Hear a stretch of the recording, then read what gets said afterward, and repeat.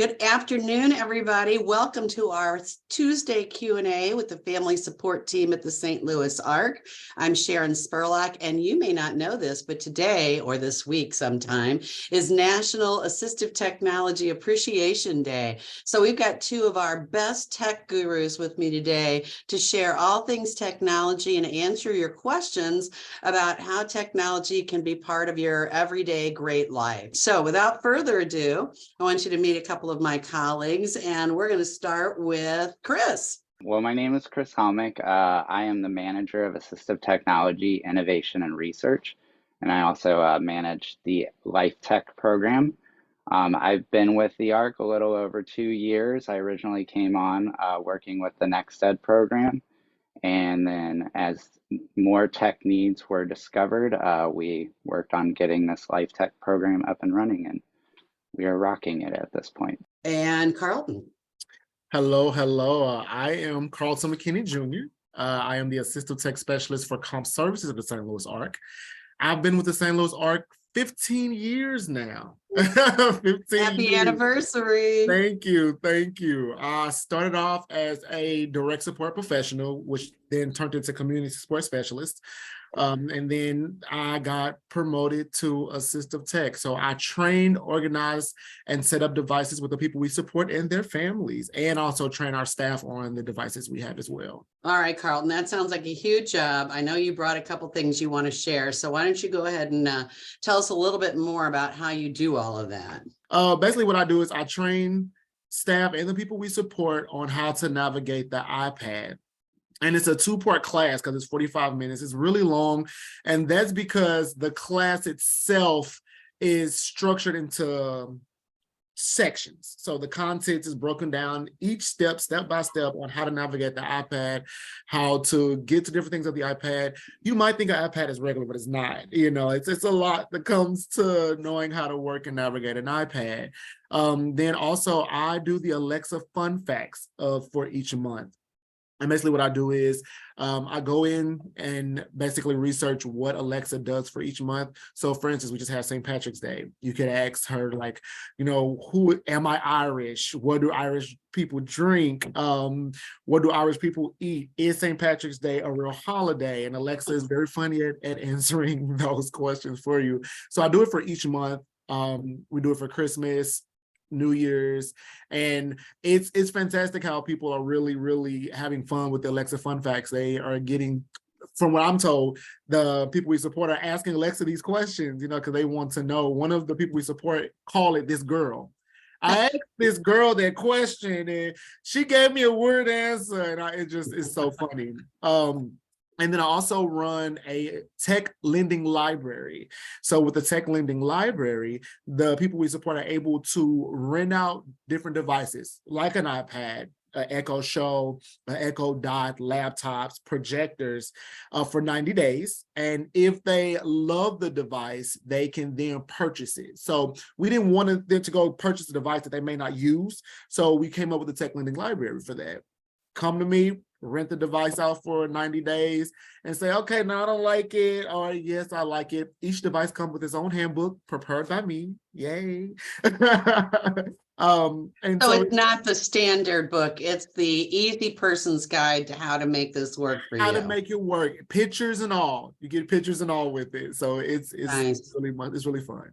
I think that's so clever to have the Alexa to pose questions that people can ask, because I think getting used to that kind of a technology, once you start talking to this girl, then I can see where you might want to do that in your home as well. We did have a question I want to go ahead and answer right now, and that is, it always iPads that your folks are using, or do you also teach on generic tablets? We do teach on generic tablets.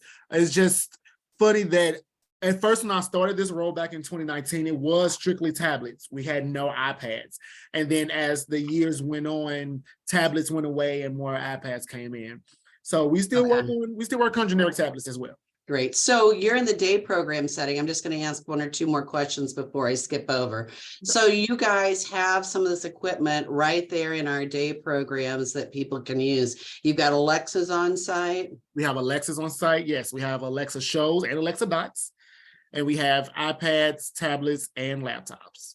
Okay, cool. And I just want to give a shout out, and if there's other people, let me know. But we initially got a lot of this funding through an older adults initiative for technology through Spectrum. Is that right? It is correct. Yeah, so they've been a great partner for us. And I think a lot of times people underestimate how much our folks can learn to use this kind of technology. When we started, I think when we all started, we were really confused about technology, but with the right kinds of support, we can make that happen. So I want to kind of talk to you, Chris, about the difference in what you do, because you also provide education and access to devices, but it's not for people that are getting our comprehensive services in our day program. It's for people that are not connected to the Medicaid waiver and need to have access through Senate Bill 40 funds, correct? Yes, that is true. Although if somebody does have a Medicaid waiver, we will definitely try to help direct them to services that are provided through DMH on that. But our program, yes, is specifically for individuals who do not receive Medicaid waiver funding. Yeah, and I'll go ahead and share my screen. I'll give a little pitch about the LifeTech program. At the beginning of 2022, we received funding from the ERA. So it is DDRB, PLB, and DRB, which is St. Louis City, St. Louis County, and St. Charles County. That we're providing services for.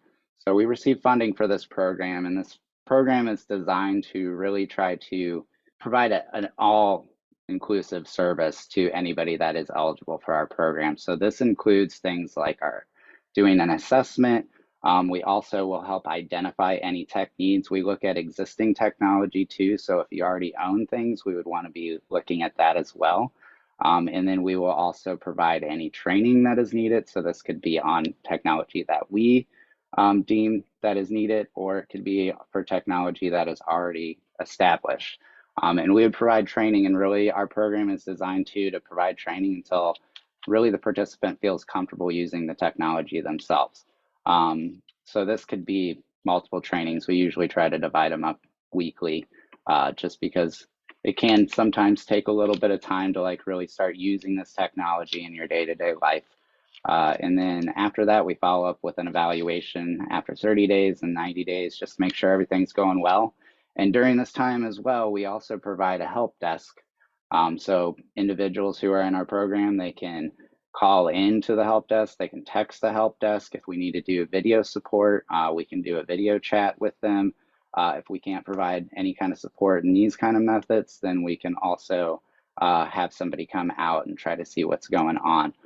So this is just an extra piece of support for people in our program. And this could be things as simple as maybe they're not sure how to update their device that they have, or it could be that maybe their device broke and they can't figure out what's wrong with it and something happened that's really out of their control. So we would help them navigate that through the help desk means after that initial support that we would provide.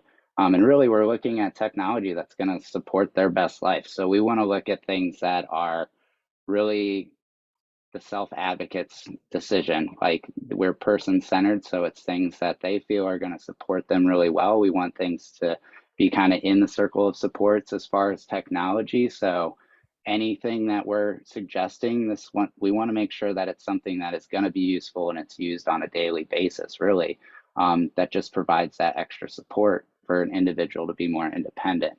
So as far as our LifeTech program, I kind of described a lot of this stuff already.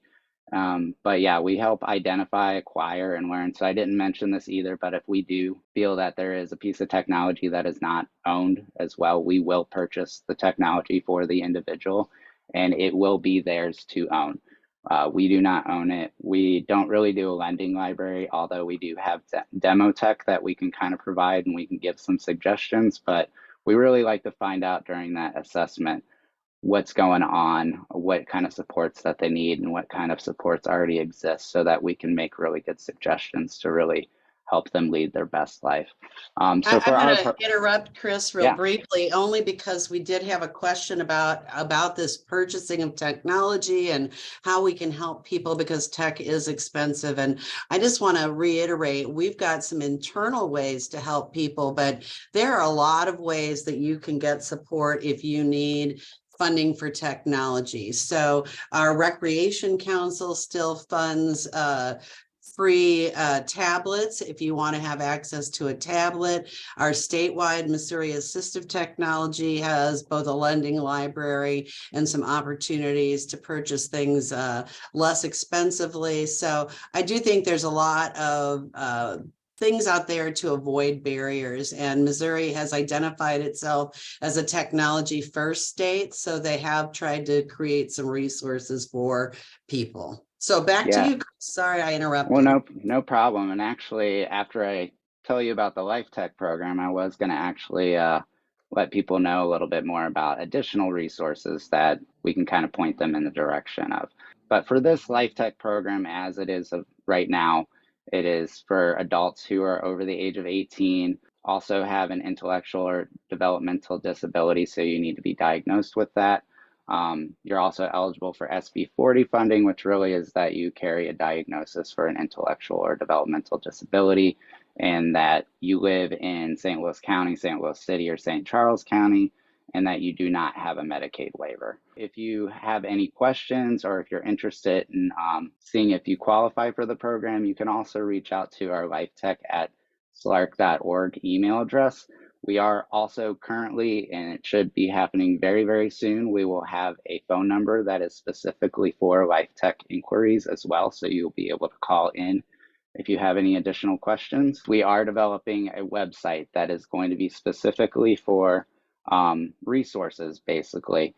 This will be accessible to St. Louis ARC employees. It will be accessible to collaborating agencies that we work with within the ERA. This will also be accessible to participants that we support. These resources will include all the training guides that we create during our trainings with individuals. So this could be on a plethora of information, as far as it could be about iPhones, it could be about Android phones, it could be about iPads, it could be about computers, it could be about assistive tech type of devices that are specific, like switches. It could also be about like things like text to speech or speech to text, like those accessibility features that are already available inside your device. So we will have a resource library that will be able to be accessed by pretty much anybody in this area, in this community, that will have a lot of these resources already created. And we try to make our guides as accessible as possible. So we include images, we include text, we include step-by-step instructions. If you use any kind of accessibility features, they can be read by screen readers, any of those kind of things that might be needed to make things more accessible. So that is one thing with our resource library website that will be coming out that will be a good resource.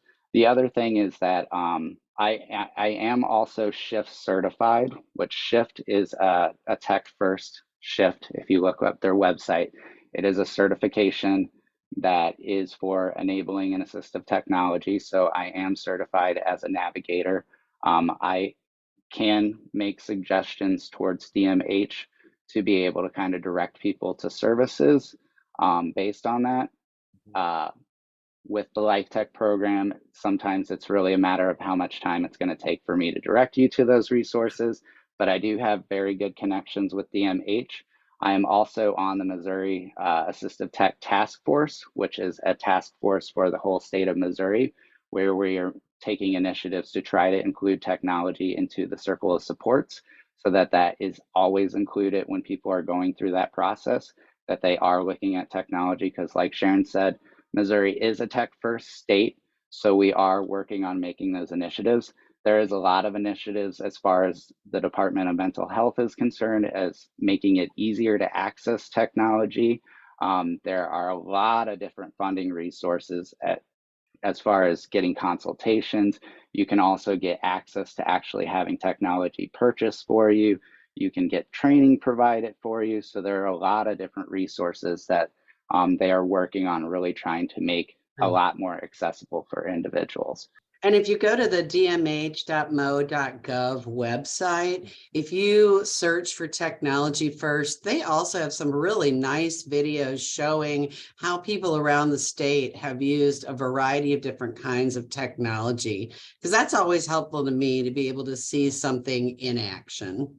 And also another thing we are currently working on, and I'm not completely sure when it's going to be completed, but we are partnering with Paraquad right now. Paraquad has an apartment that Missouri Assistive Tech actually owns and provides resources for. So we are working with them to provide more high-tech resources within this apartment so that we will have kind of adaptive equipment resources, some more lower tech options, but then also some high tech options, and even some of the things that Carlton was talking about with like smart home technology and using Alexa. Even in our program, we found really good uses of Alexa. Even at one story I like to share that was pretty recent within our program in regards to Alexa is an individual was having trouble saying their address to the person on a caller ride conversation. They could not pronounce things and it was really hard for them to understand. So they asked Alexa to say their address and had Alexa tell the address to the person. And that is not a skill we really taught them to use, but we taught them how to use Alexa, and they did a great job generalizing that and using that as a support for themselves. So there's little things like that that sometimes you don't really think of, but technology can be a really good resource and support like that. That's such a great story. And so many people do have some trouble with articulation with them, it being understood. We've got a question in the chat, and I don't know if you guys have some maybe contact with this related to the task force you're on, but they're asking about technology for children. Right now, we're only really serving adults in this way. Do you guys know the best way to access technology services for kids? Yes. Actually, that is one thing that DMH is working on as well with some of their funded services. So typically with kids, a lot of times technology tends to be paired with the school that they're in. And sometimes the issue is that when they're not in school, especially during the summertime, they do not have that technology anymore. A lot of times you kind of see typically in school systems too, it's things like AAC devices, which are communication devices, which are very, very important for individuals to have at all times, all year round. So DMH is actually working on with their funding supports and being able to get technology for people. That is one of the resources that people can access on being able to get a device for somebody who is outside of that school year or also is a child that's under the age limits that we kind of have with our programs right now. We need a little clarification about the difference between your two programs. Carlton, your role is specific to the day programs that we operate, right? So it's strictly for comp services, so day programs and our community and Dantel Circle homes. So I strictly work with all day programs, including all and Lyft, and then I also work with our residential homes, like I said, in the community and at Dantel Circle. Great. And that includes the lending library. That's for people that we're already connected to. Yes, that includes the tech lending library as well. What kind of training did you have to get into these jobs? Are you self-taught? Chris, you said you have some certificates. Did you go to college for this, or how do you become a tech specialist? So for me, it was self-taught. It was self-taught, attending webinars, attending trainings. So like I said, before I got this position, I was a community support specialist. Actually was hands-on with the people that we support here at the St. Louis ARC. And then when COVID happened, the assistive tech position came available. Now, I was already teaching and training the people we support on how to navigate cell phones and iPads and laptops already. So when the position came available, I was like, oh God, this is awesome. And so when I got the position, I then was put into different trainings to be able to get my mind to operate more how more devices work, because I can do TVs, I can do iPads, tablets, cell phones, smartwatches. I can break down a laptop and put it back together. Will I do it? No, but I can. So mine was more so self-taught and webinar trainings. Well, for me, as far as technology in general, I've always have kind of had a passion for it. I mean, I grew up in the 80s when computers were kind of first coming out and being very popular. So I was one of those nerdy kids that was really into that stuff. And that passion kind of just continued, but I went to school actually to become a music therapist, have a degree in that. I'm actually board certified as a music therapist. But while I was in the program for music therapy, kind of what led me a bit more into assistive technology is, I mean, one, I did see the use even within music therapy for technology to be there.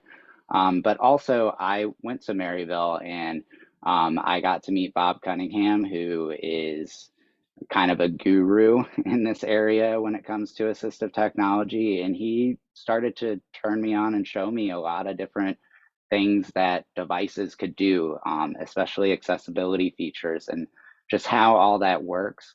So I always was very, very interested in learning more.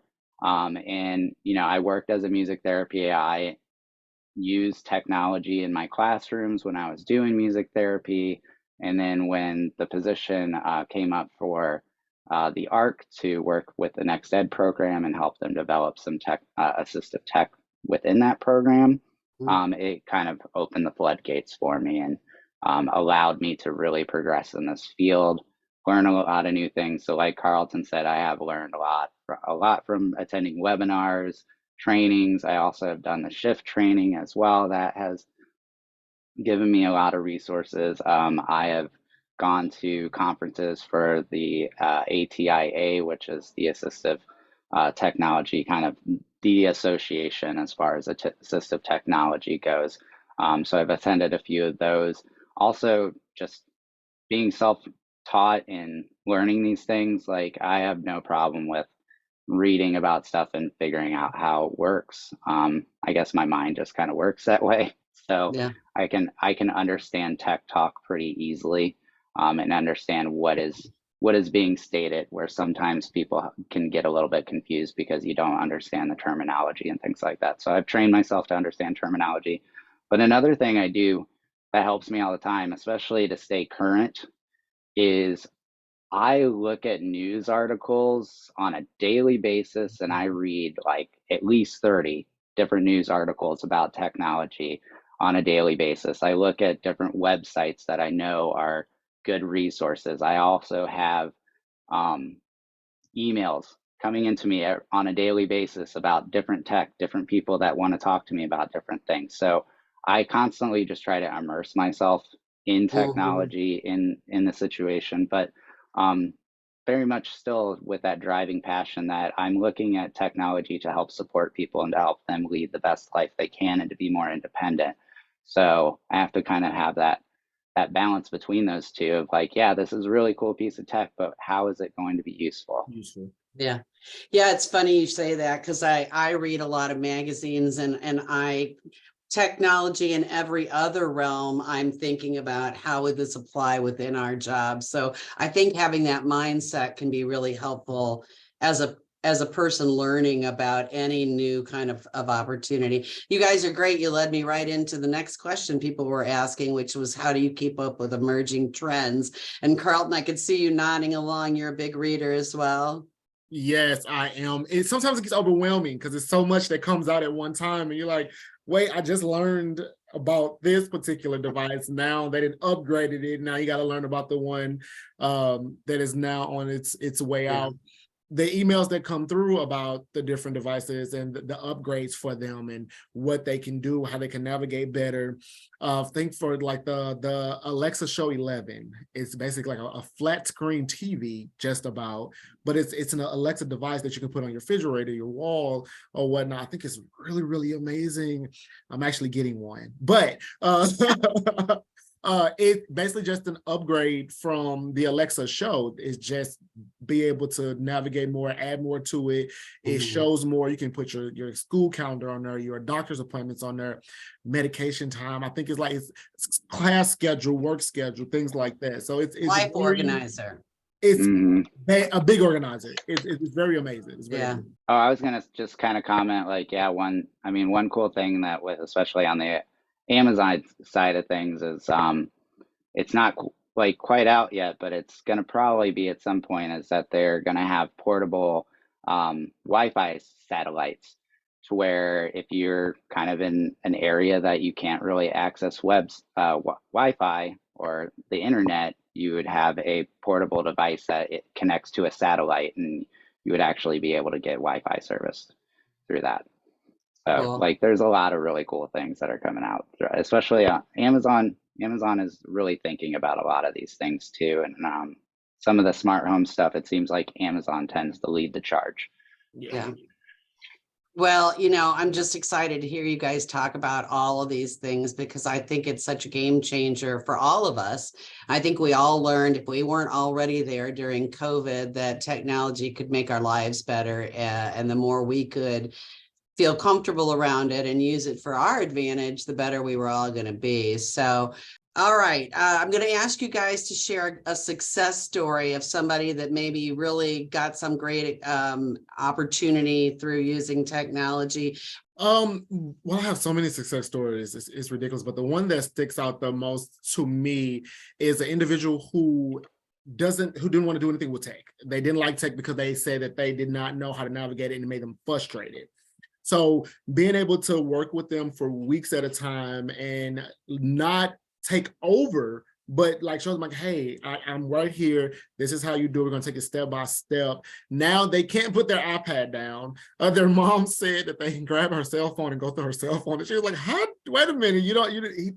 This individual did not like tech at all. Not even a TV. Now this individual has an iPad, his own cell phone, his own TV, and he loves navigating through it and working through it and being able to say, I can do this, I can do that, and I'm happy for that. So that's one of many, but that's the one that sticks out the most. One that has been pretty cool is providing an app called Seeing AI, which can basically, it can read anything you point a camera at. If it has text on it, if it has information on it, it can read money, all kinds of things. And the person that we're helping use this technology to help them support themselves really found it useful for doing things like going grocery shopping, because they could not read labels on any kind of products that they were looking at. They weren't sure what the product was called or what it even was, aside from looking at pictures. So they were able to use this app and to actually be able to go to the grocery store and have it read whatever she pointed the camera at. So you point the camera and it reads it aloud to you? Yeah. So, and there is a lot of phones and things are starting to already have some of these features. Like Apple has their live text, where you can point a camera at something, and if there's text, it will read that text to you if you click on the little live text option. But this app is specifically designed to identify text and to read it out loud to people. Thank you again for spending time with us today. Thank you, Chris and Carlton. I can talk about this forever. I find it to be a really important topic. So thanks for your time.